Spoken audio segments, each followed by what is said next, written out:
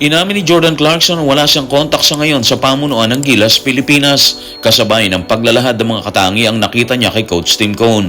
Sa patuloy na pahayag, inilabas ni JC ang kanyang kahandaang maglarong muli para sa pambansang koponan at ang SBP, inilantad ang estado ni JC sa koponan at sa apilang gawin itong local player. Tutukan po natin ang lahat ng yan, pero bago yan, pakisubscribe, like and share na lang muna para pareho tayong updated. Sa interview kay Jordan Clarkson na inilabas ni Venancio Valencia Jr., hindi na ikinaila ng dating 6th Man of the Year ng NBA na wala siyang kontak sa kasalukuyang pamunuan ng Gilas, Pilipinas. Pero ibinahagi nito ang mga napansin kay Coach Tim Cone. Isiningit din niya ang tila kagustuhang makasamang muli sa hanay ng Gilas. Narito ang kanyang paglalahad. Tutukan natin si Jordan Clarkson sa interview ng Venancio Valencia Jr.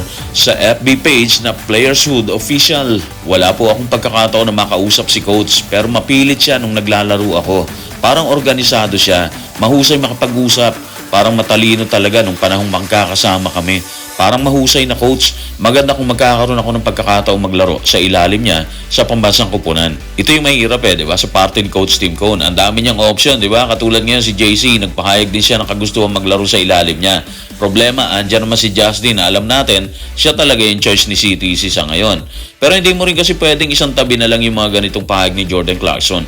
Parang kung ikaw yung coach, ang laking bagay nito di ba? Ang daming gustong sumama sa hanay mo. Tapos world-class athlete pa. Yun yung feeling Yung napansin naman ni JC kay Coach Tim, personal na bagay na yun. Pero may effect pa rin sa team yan. Organize, isa yun sa mga katangian ng isang matalinong guro. Hindi kalat ang kanyang game plan, lalo na kapag nasa international na competition ka na. Ibig sabihin, hindi basta-basta nararatal sa opensiba ng kalabang koponan. Nakita rin niya siguro yung maiksing panahon na binigay ni Coach Tim bilang head coach, pero ang dami na nilang achievement dito. Like sa Asian Games, sa OQT versus Latvia, sa first and second window ng Asia Cup qualifiers.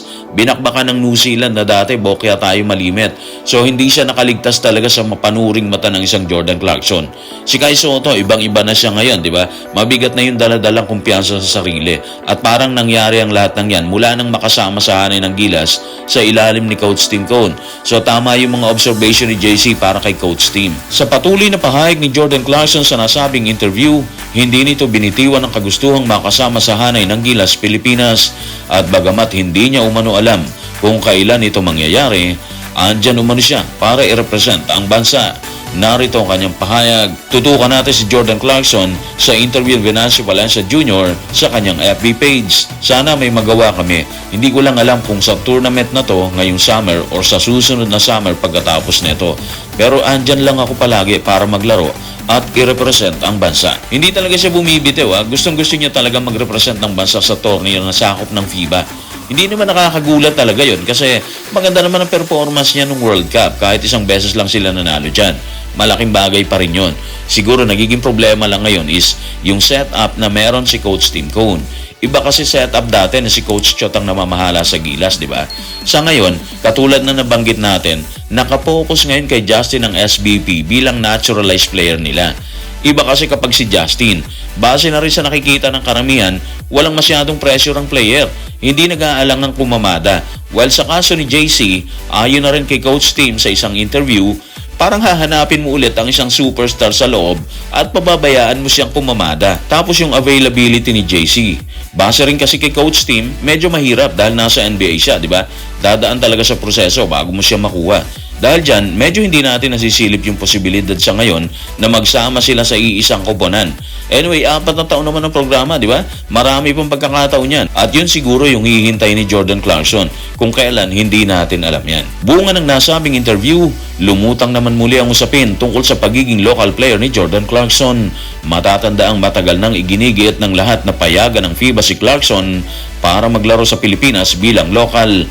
Pero kung pagbabasehan ng pahayag umano ng SBP mula sa report ni Homer Sison, tila malabong mangyari ang lahat. Narito ang kanyang pahayag. Tutukan natin ang report ni Homer Sison sa Spain. Bagamat inamin niya na si Clarkson ay palaging magiging isa sa aming mga naturalized na manlalaro, nilinaw ni Samahang Basketball ng Pilipinas or SBP President Al Panlilio sa isang hiwalay na panayam na nasubukan na namin ang aming makakaya at si Clarkson ay hindi kailanman bibigyan ng local status ng FIBA. hindi siya kwalipikado. Yun yung masakit na katotohanan doon. Ang sakit sa tenga, di ba? Hindi kailanman magiging local ng Gilas si JC dahil hindi nag-qualify or hindi na-meet siguro ni JC yung mga requirement na kinailangan nilang ipasa dito sa FIBA para gawin siyang local.